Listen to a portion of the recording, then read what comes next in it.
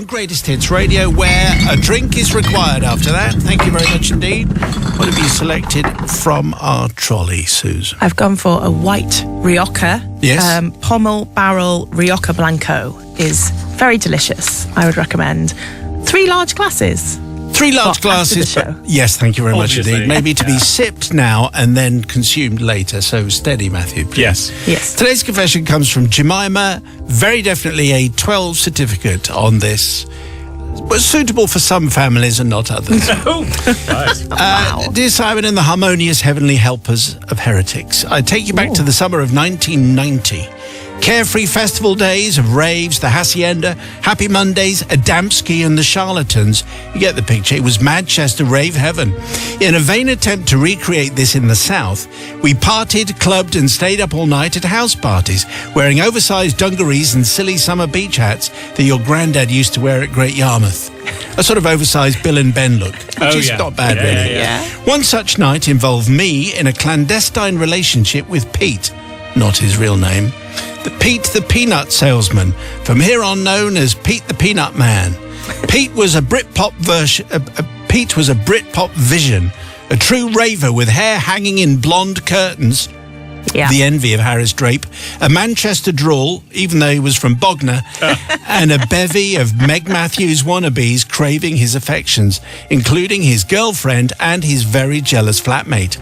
I was very taken with Pete, and I found myself with the ideal opportunity to shine one Friday night whilst out with the in-crowd. That's Pete the Peanut Man, the girlfriend, and the very jealous flatmate at a club in town. Pete obviously felt the same way, and in a romantic gesture, caught me on the stairs by the loos and whisked me out into the back entrance of the club, past the bins, the back of the kitchen, and back of the next door Indian takeaway, and back to his second floor flat, leaving the party crowd, including girlfriend and very jealous flatmate, leaping and a bopping the night away to the cool sounds of Guru Josh and D-Light. Oh, yeah. Groove was most definitely in the house. When reaching the flat, I was aware that I had consumed a large amount of wine and I might need to pop to the bathroom. However, Pete the Peanut Man was overcome with passion and proceeded with his romantic quest. Time passed. As I looked over my shoulder, I realised my trip to the bathroom, situated the other end of the flat, past the lounge and the kitchen, would have to wait a while. A few minutes into the liaison, I was aware of a noise outside the flat, sounding like a rowdy rabble of ravers, and the sound of the key in the lock followed, and Pete's face drained when he realised that the party crowd, which was in fact a rowdy rabble, including girlfriend and very jealous flatmate, all ascending the stairs at top speed with the entire contents of an off-licence, and a bollard, a B-Jam shopping trolley, and a garden gnome playing croquet, clearly planning to continue the all-night party in the flat. Well, Pete the Peanut Man took charge of the situation. In a style of chivalry that would make Colin Firth envious, he ordered me to stay where I was, keep quiet and not come out until everyone had gone. Thanks, Pete. With that, he turned the light off and left the room. What? Grateful for his consideration, I stood in the darkness, gathering my thoughts and remembering that the bathroom was situated miles away across the now loud and proud Party Central. Hours later, the bass was still pumping. I'm pacing up and down, and the urge to go had turned into an overwhelming obsession. I had tried to sleep, adopted every yoga position known to man to relieve the pressure. What was I to do? I couldn't leave the room in fear of outing Pete the Peanut Man and getting lynched by the girlfriend and the very jealous flatmate. Could I pee out of the window? Second floor? No. Was there anything to pee in? No, there wasn't. Not even a mouldy cup under the bed. Simon, there was only one option. Relieve the pressure, minimising the bladder volume slightly in preparedness for the main event, and dash to the loo when everyone finally left. Oh, no. Alas, you might know that this kind of thing is not possible, and once you start, there's no holding back. Now, Pete the Peanut Man rented a nice 80s purpose-built flat with magnolia walls and cardboard walls and fine, hard, thin, dark grey cord variety of carpet that serves no purpose apart from sandpapering your knees, clearly no pile and nil absorption capacity. So, to my horror, the raised puddle which I had created was going nowhere, sitting proud like a magnificent 3D lake in an oasis of impenetrable cord carpet. But rescue was at hand. A bag full of dirty washing was stashed in the corner of the bedroom, and as luck would have it, a rather fluffy and absorbent-looking white towel was on top. I grabbed the towel and mopped up the lake, To my joy, not a mark was left on the carpet. It was as if nothing had happened. Well done. My reputation was intact, and more importantly, I felt comfortable again. Phew! I buried the towel in the bottom of the dirty washing bag, climbed into bed whilst the party began to wind down, and fell asleep, dreaming of selling cashews at Great Yarmouth Pier with Pete the Peanut Man. At about 8 o'clock in the morning, Pete returned. Girlfriend finally collapsed asleep on the sofa, along with a number of spent partygoers. Oh, the 90s. And very jealous flatmate was safely tucked up in her room, dreaming of annihilating any competition and rolling round on a cord carpet with Pete the Peanut Man covered in peanut butter. Anyway, he hurriedly and nervously ushered me out of the flat, stepping over the comatose drunken bodies strewn on the floor. It was then I noticed he'd grabbed the dirty washing bag from the corner of the bedroom on the way out. How organised is he, I thought, off to the laundrette on a Saturday morning to do the wash. I may as well not go to bed, he said. I'm off to play squash instead. See you around.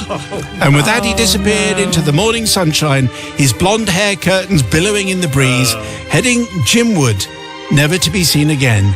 And it was then I realised that the dirty washing bag was actually his gym kit, and the towel was for the shower afterwards. And so Father Simon asked for forgiveness, not from Pete the Peanut Man, not even girlfriend, nor even very jealous flatmate, but to Pete's mum, who obviously did all his washing, including clearly tumble drying his towels to make them extra fluffy.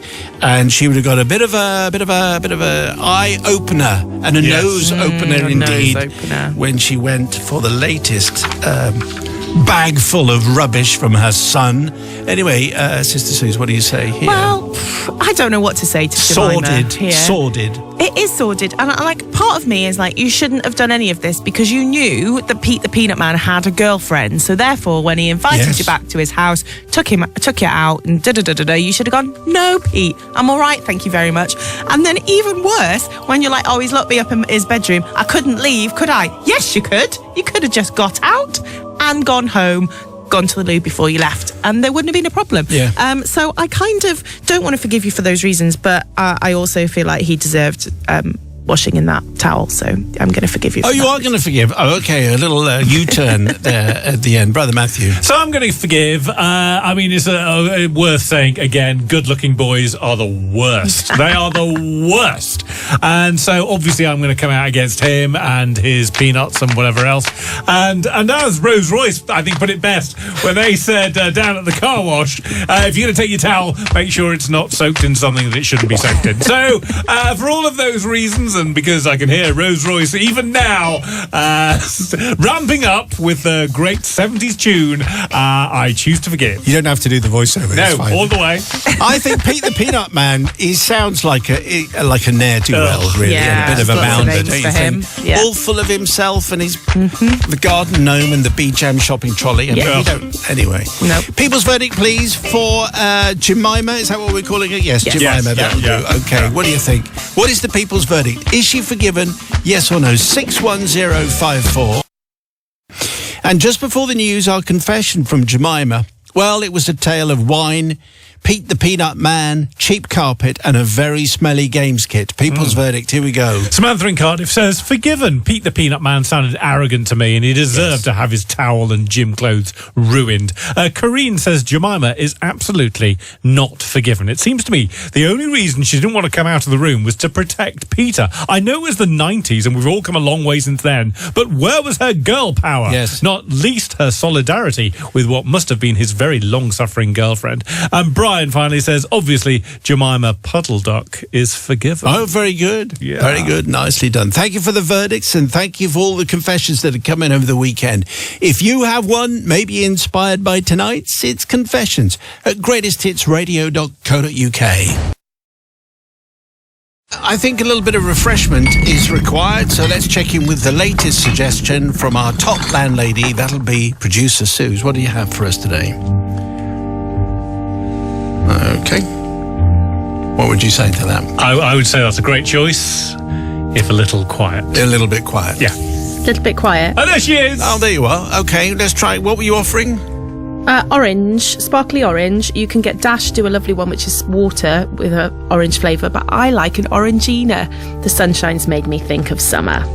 That's very good. Okay, glad we got there in the end. Super fresh. Let's have one of those. Little bit of ice. You can have 3 or 4 before the end of the show. Yeah, thanks. Today's confession comes from Kirk. Thank you, Kirk. Father Simon, Brother Matt and Sister Susie. I've been carrying this misdeed with me for 35 long years, and whilst I didn't think I had done much wrong at the time, I feel it's now time to fess up and seek some forgiveness. My confession involves my service with the British Army in Germany and my mother-in-law, Margot. Quite the combo, I know, but stay with me. All names have been changed to keep any drama at bay. The tale begins when I, as a young officer, rather bemused to find myself posted to a military college to do an in-service degree. There I met a girl, now my wife, at a rugby club party. After only 6 weeks of blissful courtship, she rather bravely decided it was time for me to meet her parents. They lived in a quaint village on the southeast coast of England, all thatched cottages and warm, honey-coloured stone.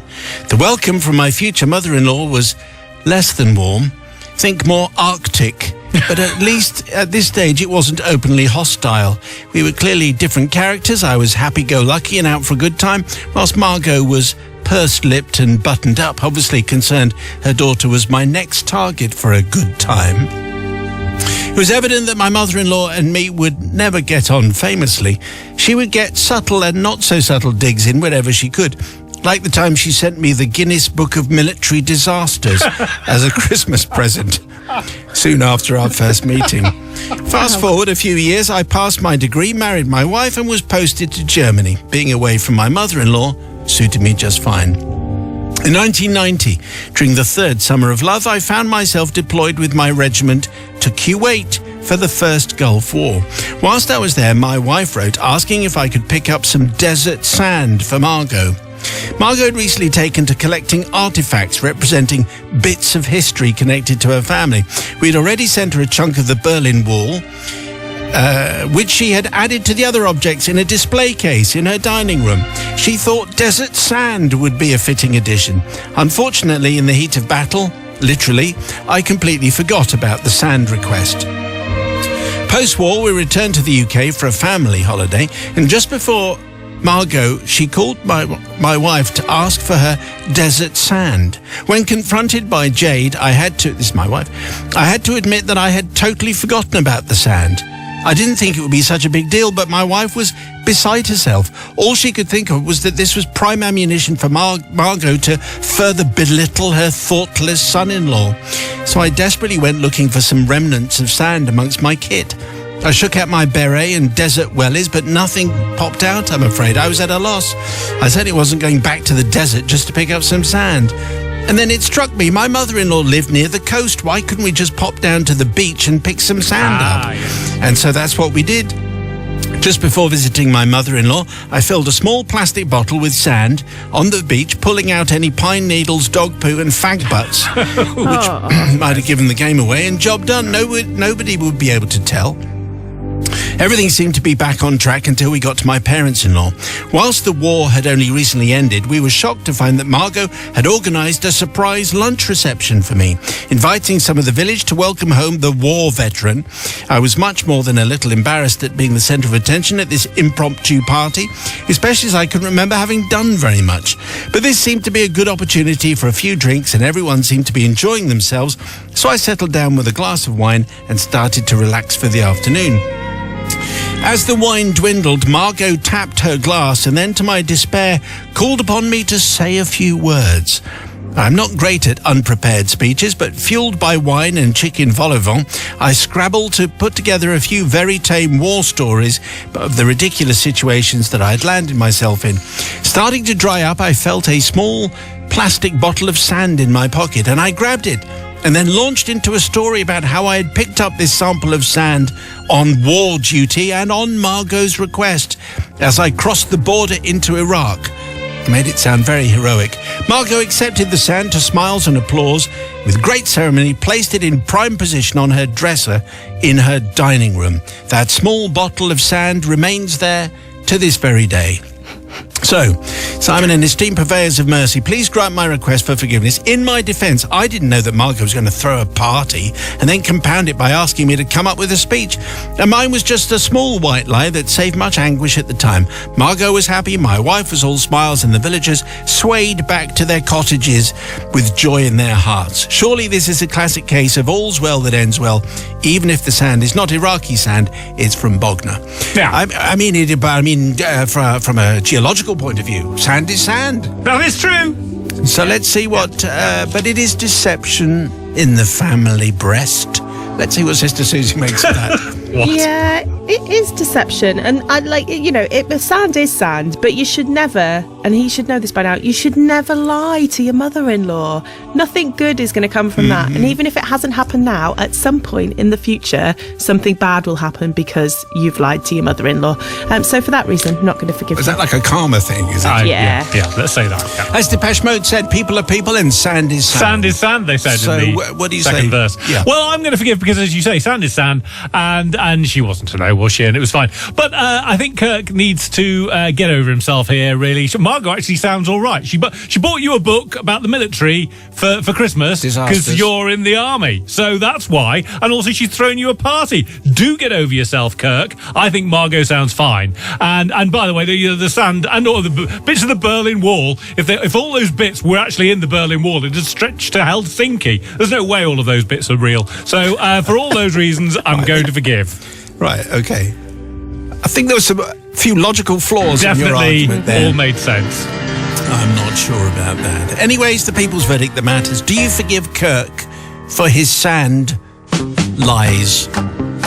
Maybe it depends on your situation with your mother-in-law, maybe. Anyway, it's a British military story, and it's made it through, and it had a rugby club reference and everything. So what do you say, forgiveness or not for Kirk? 61054. We have the verdict on Kirk's confession, a story from the First Gulf War. Yes. I believe. And he forgot about the desert sand that he needed for his mother-in-law, and so thought he'd just swap in a good bit of Sussex sand and take out the cigarette butts, and no one would notice the difference, and he was entirely correct. However, now he has spilled the beans. Does he get forgiveness? Well, you've got to forgive Kirk, says Sue in Wakefield. He had no idea she was going to throw him a party and invite the whole town. He thought on his feet and he did a good job. Yes. Adam in Chingford says, as a veteran myself, absolutely forgiven. When you're in the middle of a war, the last thing on your mind is sand samples for Margot, a classic white lie for which forgiveness should be granted. And finally, Johnny says, not forgiven. Lying to your mother-in-law is never a good idea. And as Matt said, it sounds like the mother-in-law wasn't even that bad. She threw him a party and gave him a nice military-related present. Okay, very good. Yeah, military disasters, though. Yeah. Okay, so your confession would be very welcome, and if we use it, you get a smart speaker. You send it to confessions@greatesthitsradio.co.uk. Trolley time, because we deserve it, basically. We deserve something that's mightily refreshing. Just depends what Susan just grabbed from the trolley. What are we going for today? Well, I've gone for a raspberry lager by the Shandy Shack, which is actually only 2.5%, so very quaffable and refreshing. Except that it's a raspberry lager. Yeah, it's a refreshing Pilsner with a dash of fruitiness. Yum. Dash of fruitiness with my lager. Yep. No, thank you. You can have ours, Suze. That's definitely Don't knock the it case. till you try it. No, absolutely right.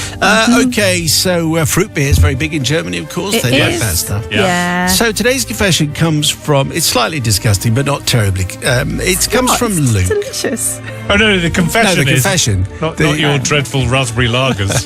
No. So distasteful. Luke says, Dear Simon and the righteous brothers and sister, my dad, Reg, who is the origin of this confession, is unfortunately no longer with us. However, I feel guiltily bound to ask for his and your heavenly forgiveness. We're going back a few years now when, as the senior patriarch of the family, he was duty-bound to attend the 21st birthday of one of his 6 grandchildren. Again, being guest of honour, he was placed at the top table on full show of everyone gathered. Top tables and seating plans are, of course, notoriously difficult to get right. My tip, just don't have one. Okay. Is Uncle Mick still talking to Auntie Mabel? That kind of thing. Who knows? But there was never any question of putting Dad anywhere other than the top table. On completing the food and one or two beverages, the time for the music arrived with large speakers and requisite lights, etc., appearing from behind curtains, directly behind the top table. The music started, but I was immediately beckoned over by Reg, who told me that the music was rather loud. That was the very basic translation of his complaint. Way, way, way too loud. I told him it would be rather rude to leave the top table so soon, at which point I came up with the idea of muffling his ears. And I ripped up some paper serviettes, rolled them up and gestured to him to plug his ears with the tissue. I should say, don't try any of this. Don't try it this. at home. This seemed to work splendidly. Who needs expensive earplugs? They're not very expensive. No. When a serviette will do just as well. He spent the night generally using hand signals as to, yes, I'll have another pint, and yes, I'll have another single malt. Thank you very much. And a good night was had by all. Happy memories for everybody. 2 months after the party, Reg reports that he is losing his balance and that he is stumbling about. And this is without the aid of a beer or a whiskey, and he needed to see his doctor. Well, we managed to get an appointment quickly, and on entering the examination room, explained that until lately, Reg had not suffered any balancing issues. At this point, the doctor took out his special ear torch. Looking into his right ear, he reports that everything looked fine, and then the left ear. "Ah," said the doctor, reaching for a pair of tweezers. "What do we have here?" He leant in and he fiddled around and he poked and he prodded. He clearly hooked something. His face was like that of a determined angler who had at long last got a bite. The doc slowly extracted a wax-soaked wad of tissue. He placed it in a bowl and with the tweezers gently unraveled the tissue to reveal a blue 21st birthday party logo on the reverse side. Thankfully, no one noticed and he didn't investigate the findings any further. And we put it down to over-aggressive use of cotton buds, and it wasn't that. It was my suggestion of using a serviette in his ears rather than just turning the music down, which is what I should have done in the first place. Please forgive me for not owning up to my dad, but it's one of the many things that to this day always makes me laugh and remember my fantastic loving dad. That's from Luke. Well, I mean, Luke, he's absolutely right. The thing to do would be, when your dad says, "Can you turn it down?" Although the thing is, having said that, that's what parents always say, "Can you turn the music down?" But it's a party and it's a celebration. It's for young people, Dad. Yeah. Jog on. Anyway, let's see what Sister Suze makes of that. Well, I think maybe he should have been able to leave the top table when the music started. He's not going to be too bad, is he? No. Getting away from that. Or what you should have done is provided earplugs for everybody who wanted them if the music was going to be that loud. And they're not expensive. Very, very boring. Yeah, it's not expensive, and you should look after your ear health because you don't want to lose your hearing and you don't want to lose your balance issues. So, I would say you should have provided earplugs for your dad. So Yes. therefore, I'm not going to forgive you. Not forgiven. Okay, Disgusting. Brother Matthew. Yeah, I quite agree. Why was Reg staying in the room when it was too loud? Should have gone to the other room, shouldn't he, Reg? And also, top tables are overrated. You basically have to talk to the person who's next to you because you can't, opposite anyone, talk to them. Have So you have ever to- rejigged a seating plan? Oh, I'd love to do that. Oh, yeah, yes. no, you do. You get in there early and you swap it around. Swap it around. Yes. Brilliant. Sat next to whoever. So, yes, no, I'm going to forgive because in a way it's all Reg's fault. What's he doing? Don't put stuff in your ears, kids.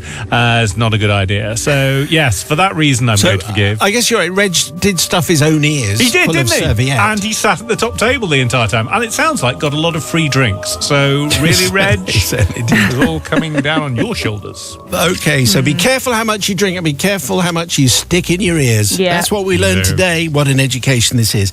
The people's verdict, please. Do you forgive Luke? Yes or no? 61054. However, just before the news, we had a confession, and it was from Luke, and it was about really just turning the music down if asked for, and Yeah. don't ask your aging dad to shove serviettes into his ears. Ugh. Otherwise, they'll be removed by the doctor with wax later on. The people's verdict, don't pull a face like that. Yes. People's verdict is in, here we go. Not forgiven, says Jenny in Wade Bridge. You should have turned the music down when he asked, or brought some earplugs along if the music was going to be that loud. Clive in Northumberland agrees. Not forgiven. Earplugs should be standard issue at these events. You spend enough money on things people don't want, like balloons and chocolates. And Joshua in Lowestoft says, I am totally forgiving tonight's confession. They both agreed at the time it was a good idea to put tissues in his ear, and everyone was happy. Plus, everyone in the end was fine. Matt's right again, lol. It's funny how that one got through. Yeah, amazing, really, isn't amazing, it? Never ceases to amaze me. Your confession, please, to confessions@greatesthitsradio.co.uk. What refreshment have you got for us today, producer Susie? Well, Matt's probably not going to like it again because it's a fruity one, but Saturday is International Women's Day, and many breweries celebrate the women brewers that are in the industry, and this is one of them. So this is from Cloudwater Brew, and it is their 50 Springs, which is a 0% alcohol hopped lemon sour, done specially for International Women's Day. I'll give that a go, because I can have that whilst I'm doing the show. Yeah, you can. Yeah. It's got a lovely umami finish. Oh, very good. Okay, thank you. That sounds very good. So today's confession comes from Monsieur Mayo, or Mr. Mallet, if you'd rather. Okay. Father Simon, Sister Susie, Brother Matt, Sister Holly, and the Governors of Correctness. Many years ago, I had the privilege of being a design technology teacher at a secondary school. Why? Why, oh dear? Well, it's just someone's going to hurt themselves, aren't they? Oh, I see. Design technology includes what many of us would have known as woodwork, metalwork, and technical drawing, and now has the amazing title of resistant materials. Really? Something I did not know. I didn't know that. This particular school was the kind of school that you were sent to. And was not a preferred choice of parents. This was due to the fact that the school was in special measures. The kids, though, were amazing, and I had a wonderful time teaching there, even if it did mean having an Ofsted inspection every term. Wow. What? When the Ofsted inspector came into my workshop for a lesson observation, they would position themselves at the back with their pad, write down notes and make judgments as if you were any good or not. Some of my colleagues would be rather stressed out about this. Not me, though. Once the Ofsted inspector had taken position, I would imagine them looking like Little Weed from Bill and Ben, swaying from side to side with a wonderful grin on their face. This is children's television, Matt, from a long time ago. Or if they were walking around the room, I imagine them dressed in a pink tutu and green wellies trying to river dance. No stress, and in my head, they weren't even there. The head teacher had disappeared for a couple of days, and when she returned, we were called into a staff briefing in the hall at the end of the school day. She'd been to a conference for head teachers, and as a result of this conference, she had the magic solution to having a successful Ofsted inspection. Every lesson had to have a cross-curricular activity in it. I queried this as my subject already contained elements of maths, English and physics in every lesson. I was politely told in no uncertain terms that I had to add cross-curricular activities in my lessons regardless. So a maths lesson would have some history in it, and an English lesson would have to have some ICT in it, or something like that. A couple of weeks later, we had the Ofsted inspection, and they were around the school like a rash.